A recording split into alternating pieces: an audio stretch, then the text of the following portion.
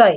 শারেহে বুহারি কওমিদের একজন বড় আলেম আনোয়ার শাহ কাশ্মীরি, উনি ফয়জুল বারীর মধ্যে একটি ঘটনা নকল করেছেন।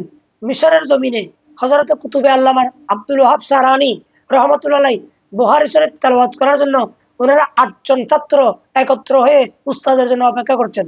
উস্তাদ তখন অসুস্থ ছিল, উনি সেদিন আসে নাই। তখন ওনারা বসা অবস্থায় একজন আগন্তুক ব্যক্তি আসলো, ওনারা বুহারী শরীফ পড়লেন, উনি বুহারী শরীফ পড়িয়ে দিলেন। পরের দিন উস্তাদ আসলেন, উস্তাদ এসে বললেন, আমি গতকাল আসতে পারি নাই, তোমরা আমাকে ক্ষমা করিও। ওনারা বলছেন, হুজুর আমরা গতকাল তো বুখারী শরীফ পড়েছি, আপনি আসেন নাই, কি বলছেন? গতকাল আমি আসি নাই, আমি অসুস্থ ছিলাম।